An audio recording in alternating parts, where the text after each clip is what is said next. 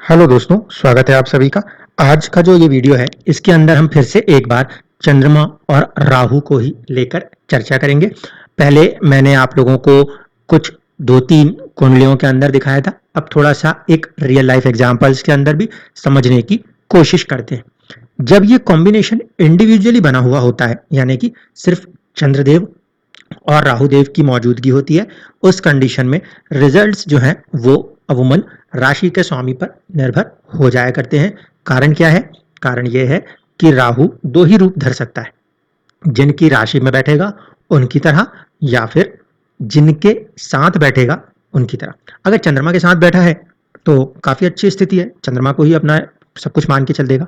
अगर चंद्रमा की राशि में चंद्रमा के साथ बैठा है तो सर्वोत्तम स्थिति बन जाएगी, क्योंकि राहु का डिस्पोजिटर ही चंद्रमा हो जाएगा।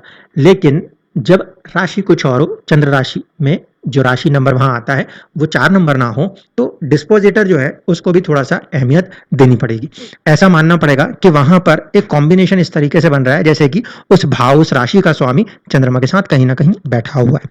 अब इससे थोड़ा और कॉम्प्लेक्सिटी आगे बढ़ती है, तब बढ़ती है जब हम मानते हैं कि दूसरे ग्रहों का प्रभाव भी कहीं ना कहीं उसके साथ में आकर खड़ा हो जाए। तब ये कुंडली कुछ इस तरीके की ही है। अगर आप लगन कुंडली से देखेंगे तो लगन कुंडली से देखने पे तो चीजें ऐसी दिखेंगी कि ज्यादातर ग्रह जो हैं उन्होंने भाग्य में स्थान बना लिया है, और ऐसे स्थिति में भाग्य में जब ग्रह बैठे हों, अच्छे शुभ स्थानों पर बैठे हों, तो लोगों को लगता है कि हाँ, जिंदगी जो है काफी सरल, सहज, आसान होनी चाहिए। लेकिन जब हम चंद्रमा और राहु के कॉम्बिनेशन के साथ चलते हैं तो हम यहाँ पे अब देखिए किस तरह से चीजों को रीड करते हैं। चंद्रमा हमारा मन है, राहु जो है वो हमारे सेल्फ को लेकर कुछ डिजायर्स को दर्शाएगा। तो जब कभी भी राहु और चंद्रमा साथ में हो, आपस में जो उनके प्रभाव होंगे वो मैंने आपको पहले भी कहा था कि कहीं ना कहीं जीवन के अंदर व्यक्ति जो चाहता है करना, वो उसे हर कीमत पे करने के लिए आतुर होता है। यहाँ पे अब परिस्थितियां थोड़ी सी बदल गई। देखिए, चंद्र राशि के जो स्वामी हैं वो सूर्यदेव हैं, वो जाकर अष्टम में बैठे, यानी कि व्यक्ति बहुत कुछ करना तो चाहेगा, लेकिन क्योंकि राहु और चंद्रमा के डिस्पोजिटर चंद्र कुंडली से अष्टम स्थिति में आने की वजह से कई बार असहज परिस्थितियों का, ऐसी चीजों का जिसका कि कोई पहले से अनुमान ना हो, या फिर किसी प्रकार से पुश्तैनी चीजों का, क्योंकि 8वां भाव पुश्तैनी चीजों को दर्शाता है, उसकी वजह से किसी चीज को लेकर कुछ अनसर्टेन कंडीशंस का सामना लाइफ में करना पड़ सकता है। दूसरी चीज, अष्टम में आने की वजह से यह भी मुमकिन है कि चीजों में डिले हो, देरी हो, या आध्यात्मिक रुचि की तरफ आगे बढ़ने की स्थिति पैदा हो। साथ ही साथ एक बात और ध्यान देने की है, वो ये कि इस कुंडली में गुरु का सूर्य देव के साथ परिवर्तन है। ऐसे स्थिति में जब यह परिवर्तन योग होता है तो हम ये मानेंगे कि सूर्य ना सिर्फ कि अष्टम में है, वो जीवन के एक किसी न किसी समय पर आकर अपनी खुद की राशि में विराजमान हो जाएंगे। जैसे ही सूर्य यहाँ पर अपनी राशि में विराजित होंगे तो उनका सामना होगा शनि और राहु के साथ। ऐसे स्थिति में कहीं ना कहीं ये कहा जा सकता है कि जीवन में एक कोई ना कोई ऐसी स्थिति आवश्यक रूप से पैदा होनी है जिसमें कि खुद को लेकर, अपने आप को, अपनी पर्सनैलिटी को बढ़ाने को लेकर एक संघर्ष की स्थिति मानसिक रूप से, मन के रूप से देखने को जीवन में मिल सकती है। अब धीरे धीरे करके बाकी के ग्रहों के साथ जुड़ते हैं। राहु का कॉम्बिनेशन शनि के साथ है। जब हम चंद्र कुंडली बनाने जा रहे हैं तो वहां पर चंद्र कुंडली में शनि देव जो हैं वो छठे भाव और 7वें भाव के स्वामी हैं।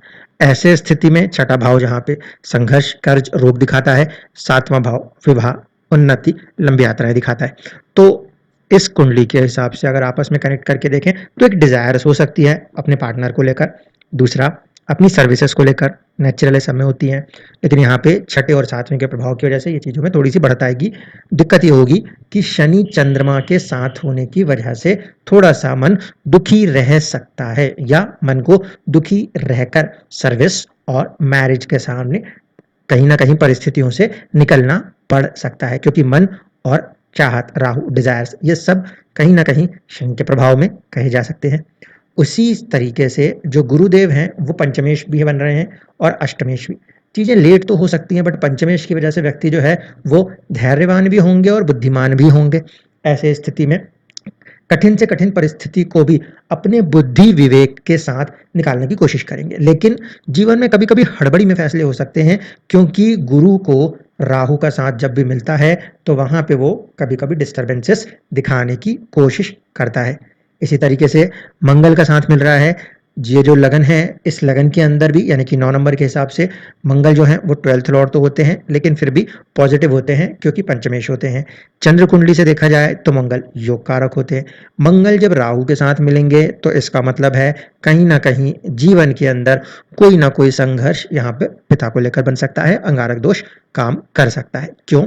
क्योंकि मंगल इस चंद्र कुंडली के हिसाब से 4th हाउस जो कि प्रॉपर्टी या घर बार को दर्शाता है और 9th हाउस जिसे हम फादर देखते हैं उसको दर्शाता है। और जब मंगल राहु के बीच में योग बन रहा हो तो मंगल एग्रेसिव प्लैनेट होने की वजह से राहु के साथ थोड़ा सा ज़्यादा टकराव बनाता है।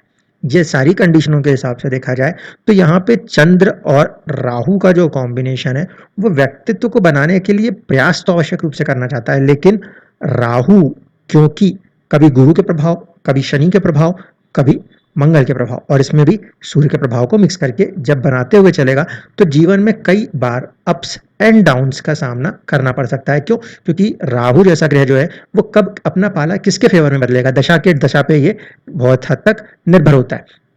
कुछ दशाओं में वो एक ग्रह की तरह फल करने लगेगा, किसी दूसरी दशाओं के लिए वो दूसरे रूप से भी फल करने में सक्षम होगा।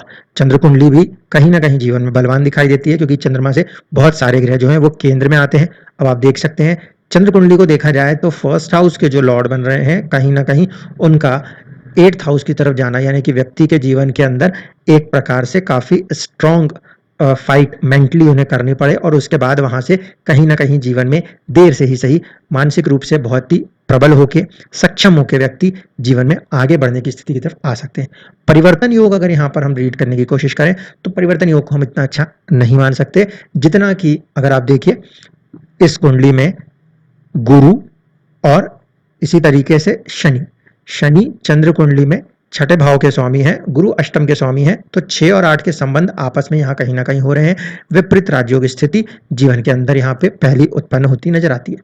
इसी प्रकार से योग कारक ग्रह मंगल का साथ है।